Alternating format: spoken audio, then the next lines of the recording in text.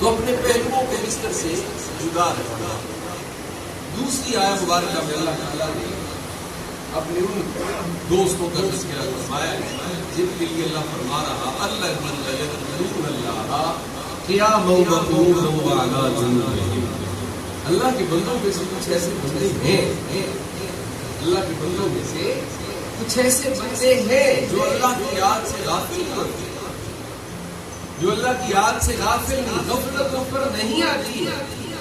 وہ ہر وقت اللہ کو یاد رکھتے ہیں، ہر وقت اللہ کی یاد میں رہتے ہیں، یہاں تک کہ جب وہ الذین یذکرون اللہ قیاما کھڑے ہوتے ہیں تو اللہ کو یاد رکھتے ہیں، جب بیٹھتے ہیں تو بیٹھتے ہوئے بھی اللہ کو یاد رکھتے ہیں، اٹھنے بیٹھنے میں، چلنے اور پھرنے میں، کھانے اور پینے میں، سونے اور جاگنے میں اللہ کی یاد سے غافل نہیں ہوتے.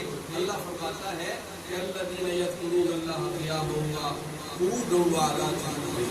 جب رات کو سو بھی رہے ہو، ان کی ظاہری آنکھیں سو بھی رہی ہو لیکن ان کے دل کی آنکھیں نہیں سوتی ہیں، وہ بیدار رہتی ہیں اور وہ جاگتی رہتی ہیں. وضاحت سنتے ہوئے جب وہ کروٹ بدلتے ہیں تو کروٹوں کے بل بھی اپنے رب کو یاد کروٹیں بدلتے بدلتے یاد سے لاتی ہیں. اور یہ اللہ کی نعمتوں میں سے نعمت ہے میرے عزیزوں، اگر کسی کو حاصل ہو جائے کہ رات کو سو بھی رہا ہو، ظاہر کی آنکھیں آرام کر بھی رہی ہو، سو بھی رہی ہو، لیکن اس کے دل کی آنکھیں جاگ رہی ہیں، دل کی آنکھیں بیدار رہی ہیں.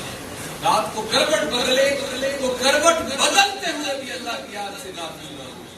تو میرے عزیزوں، جو سوتا ہوا اللہ کی یاد سے غافل نہیں ہے، وہ جاگتا ہوا کس طرح اللہ کی یاد سے غافل ہو جائے.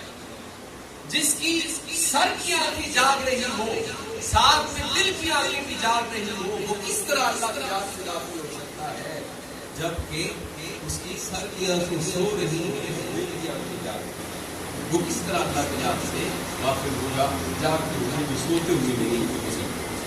حضرت سیدنا عبداللہ بن عمر رضی اللہ تعالیٰ عنہ روایت کرتے ہیں بارگاہ رسالت باغ میں صحابہ اکرام رضوان اللہ علیہم اجمعین موجود تھے کہ سید العالمین علیہ الصلوۃ والسلام نے فرمایا کہ میرے صحابہ جنتی کو دیکھنا چاہتے ہیں، جنتی کو دیکھنا چاہتے ہیں.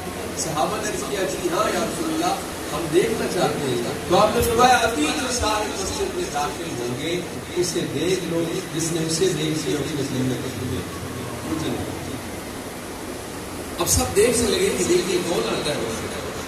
اب ایک صحابی مسجد میں داخل ہوئے، حال یہ تھا کہ تازہ وضو کے آثار تھے، یعنی پانی بیچ سے ٹپک رہا، آزاد گیلے تھے، گیلے ہوئے. تو تازہ وضو کے آثار ان سے ظاہر ہو رہے تھے اور اپنے جوتے اپنے بغل میں داخل ہوئے. جہاں جگہ ملی وہاں پر بیٹھ گئے، مجلس رسالت سے مستفید ہوئے. جب مجلس برخاست ہوئی مجھے اٹھ کر ادھر چلیے.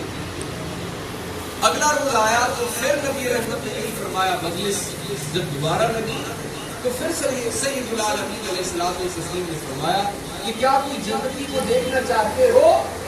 کہا جی ہاں. تو آپ نے فرمایا ابھی جو شخص مسجد میں داخل ہوگا اسے دیکھ لیں. اگلے روز پھر وہی صحابی اسی حال میں کہ تازہ وضو کے آثار تھے اور اپنے جوتے بغل میں داخل ہوئے مسجد میں داخل ہوئے. صحابہ اکرام نے دیکھا کہ اگلے روز بھی وہ تھا. تو تجسس سے بڑھنے لگا، تعجب پیدا ہونے لگا کہ یہ شخص ہر روز اسی کے بارے میں رسول اللہ فرمائیں کہ یہ جنتی ہے. تیسرا دن آیا، تیسرے دن پھر مجلس رسالت تھی کہ آپ نے پھر کوئی بات فرمائی کہ جنتی کو دیکھنا چاہتے ہو؟ صحابہ اکرام نے کیا جی ہاں. تو نبی رحمت نے فرمایا بھی جو شخص مسجد سے داخل ہوگا اسے دیکھ لو کہ جنتی ہے. تیسرے دن کے وہی خوش نصیب تھے صحابی جو مسجد میں داخل ہوئے اور اسی حال میں تھا.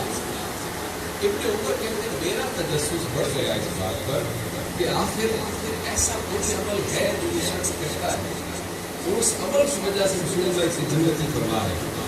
اب میں وہ دیکھوں گا اور وہ عمل شروع کر دوں گا کہ جو یہ کرتے ہیں میں بھی وہ کیا کروں گا، جو یہ کرتے ہیں میں بھی وہ کیا کروں گا. تو صحابہ اکرام خیرات میں صالحات ایک دوسرے سے بڑھ جانا چاہتے تھے، ایک دوسرے سے آگے نکلنا چاہتے تھے. ویسے تقابل کرتے تھے، ایک خیر حسن اعمال میں وہ کوشش کرتے تھے کہ اگر کوئی حسن عمل کسی کے پاس ہے تو مجھے بھی حاصل ہو جائے، میں بھی مکمل